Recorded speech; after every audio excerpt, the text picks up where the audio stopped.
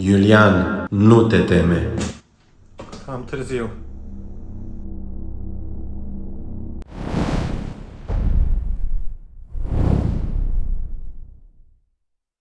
Cam așa arată o întâlnire cu un înger în Biblie. Nu este una cu bebeluș dolofan cu aripioare. Și ăsta este doar unul din miturile pe care le-ai auzit. Crede și nu cerceta. Dumnezeu nu-ți dă mai mult decât poți duce.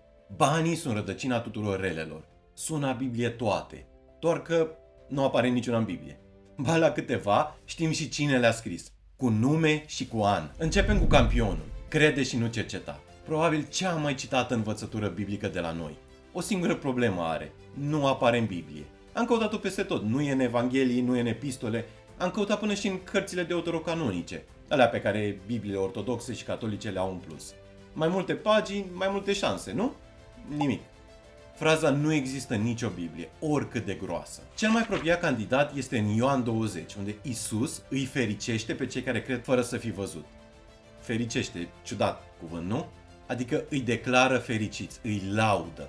Numai că acolo e vorba de văzut, nu de întrebat. Pe întrebat, Biblia zice exact pe dos. Ne uităm în Faptele Apostolilor, unde vedem că evreii din Berea îl ascultă pe Pavel, apostolul, omul cu scrisori de recomandare direct din cer. Ei ce fac acolo? Îl verifică. Iudeii aceștia aveau o inimă mai aleasă decât cei din Tesalonic. Au primit cuvântul cu toată râvna și cercetau scripturile în fiecare zi ca să vadă dacă ce li se spunea este așa. Textul îi laudă pentru asta, nu că au crezut repede, că au verificat zilnic. Pavel însuși o cere negru pe alb. Ci cercetați toate lucrurile și păstrați ce este bun. Mai vrei una? În Geneza, Iacov se ia la trântă cu Dumnezeu. Se luptă până în zori, iar dimineața pleacă acasă cu un nume nou. Apoi a zis, numele tău nu va mai fi Iacov, ci te vei chema Israel, cel ce luptă cu Dumnezeu. Căci ai luptat cu Dumnezeu și cu oameni și ai fost biruitor. Israel, cel ce luptă cu Dumnezeu. Un popor întreg botezat după o trântă. Religia asta nu fuge de întrebări. Le-a pus în certificatul de naștere. Al doilea sună a mângâiere, până te lovește ca o acuzație. Dumnezeu nu-ți dă mai mult decât poți duce. Adică, dacă viața a dat cu tine de pământ, problema e la tine, n-ai dus suficient. Versetul există, dar zice altceva. Nu va cumpliți nicio ispită care să fie peste puterea omenească. Dar credincios este Dumnezeu, care nu va îngădui să fiți ispitiți peste puterile voastre, ci odată cu ispita a pregătit și o cale de ieșire ca să o puteți răbda. Ispită, tot pasajul este un avertisment despre idolatrie, iar un verset mai sus scrie: cine crede că stă în picioare, să aibă grijă să nu cadă. Despre suferință nicio vorbă. Vrei dovada? Uite-l pe același Pavel despre propria lui viață.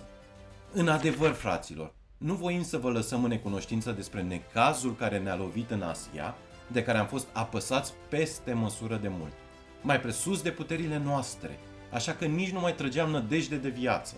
Peste puterile noastre, zice. Omul care a scris versetul cu ispita recunoaște că suferința l-a depășit. Deci, n-a picat niciun test. Nu există un test.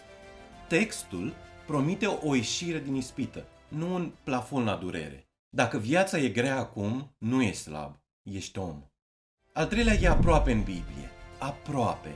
Versetul real începe cu două cuvinte pe care lumea le-a pierdut pe drum. Căci iubirea de bani este rădăcina tuturor relelor, iar unii care au umblat după ea au rătăcit de la credință și s-au străpuns singuri cu o mulțime de chinuri. Iubirea de bani, nu banii. În greacă e filarghiria, adică iubirea de argint. Și chiar așa o traduce Biblia ortodoxă, iubirea de argint. Banii în sine sunt unelte. Cu aceea sută hrănești un copil sau dai o șpagă. Problema nu este unealta, este idolul. Gândește puțin, dacă banii ar fi răul, scăpai de el prin sărăcie. Doar că poți fi falit și lacom și bogat și generos. Versetul nu se uită în portofelul tău, se uită în inimă. Al patrulea nu doar că nu e în Biblie, dar știm exact de unde e. Dumnezeu ajută pe cei care se ajută singuri. Apare negru pe alb în almanahul lui Benjamin Franklin din 1736. În același almanah, Dumnezeu vindecă, iar doctorul încasează. Și un sfat despre neveste bune. Mesajul biblic, între timp, e cam pe dos. Ajutor vine tocmai pentru cei care nu se mai pot ajuta. Roman 5. Hristos a murit pentru noi pe când eram fără putere, nu după ce ne-am descurcat singuri.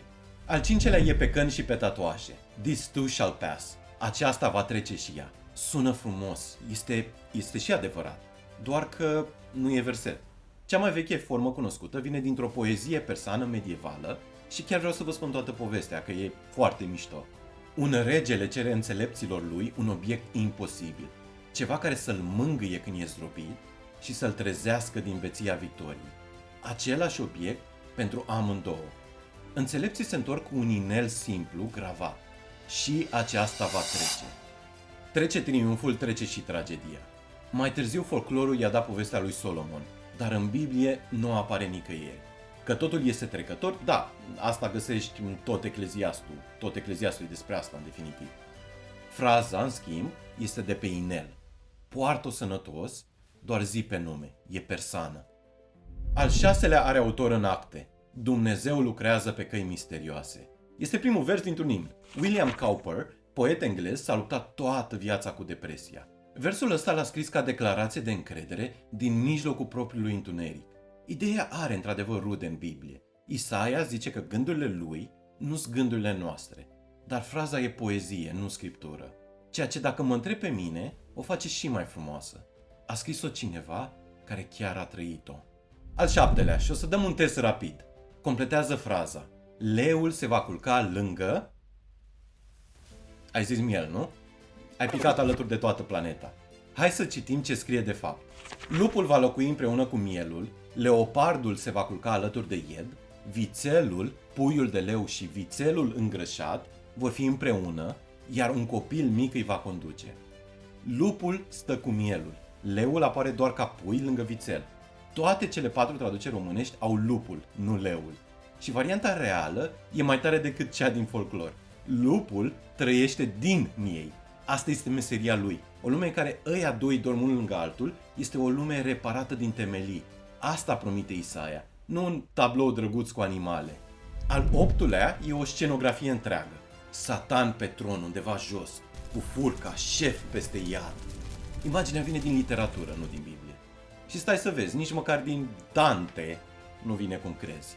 La Dante, fundul iadului nu arde. E un lac înghețat, iar în mijlocul lui, Lucifer nu conduce nimic, e prins în gheață până la buric. Are 3 fețe, plânge din 6 ochi deodată și mestecă în cele 3 guri 3 trădători, pe Iuda, pe Brutus și pe Cassius.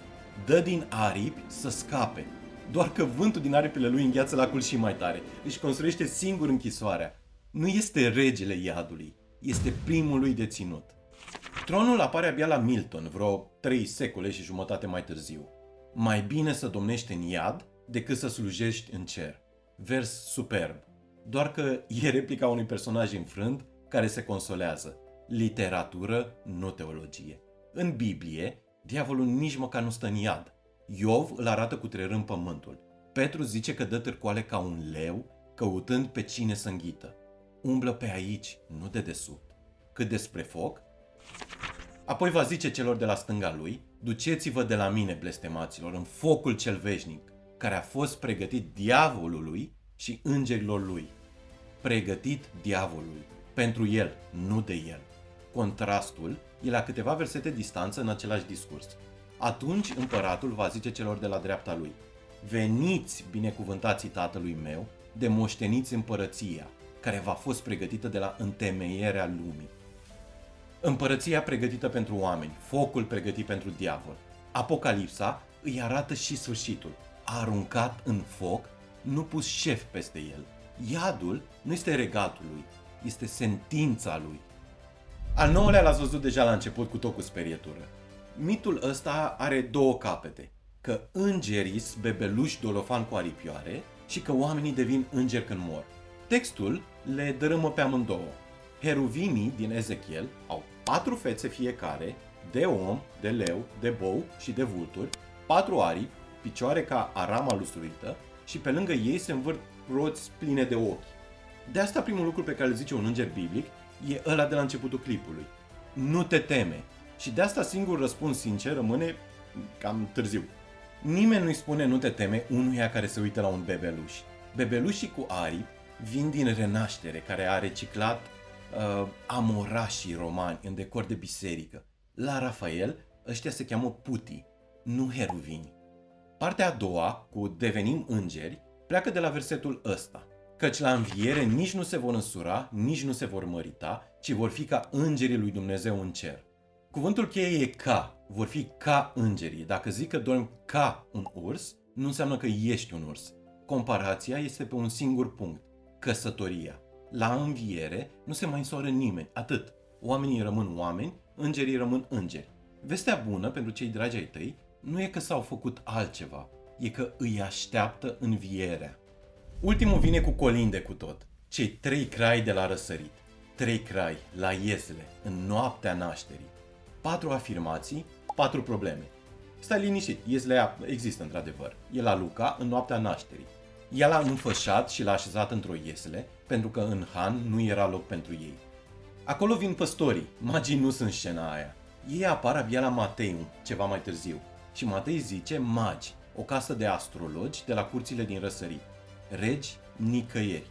Câți erau, nu scrie. 3 e o socoteală după daruri, câte daruri au adus. Iar unde l-au găsit? Au intrat în casă, au văzut pruncul cu Maria, mama lui, s-au aruncat cu fața la pământ și i s-au închinat. Apoi și-au deschis vistierile și i-au adus daruri, aur, tămâie și smirnă. În casă, nu în iesele. Și mai e ceva. Irod, după ce află de la magi când a apărut steaua, omoară băieții până în 2 ani. 2 ani de marge nu lași pentru o vizită de aseară. Scena clasică de Crăciun lipește 2 episoade diferite, păstorii la iesle, în noaptea nașterii, și magii la casă, după aia. Colindul e frumos, cântă liniștit. E colind, totuși, nu este citat din Biblie. 10 mituri, unele inventate din nimic, altele versete reale cu un cuvânt pierdut pe drum. Niciunul n-a rămas în picioare după ce am citit direct din Biblie. De fiecare dată, textul era mai interesant decât folclorul. Și rămâne o întrebare. Dacă astea 10 au picat, ce altceva n-ai verificat niciodată? Tu ce mituri de astea mai ai auzit? Scrie-le în comentarii, le punem la test. Dacă vrei să vezi ce iese, abonează-te. Biblia merită cercetată. Nu eu am zis-o primul. Scrie chiar în ea.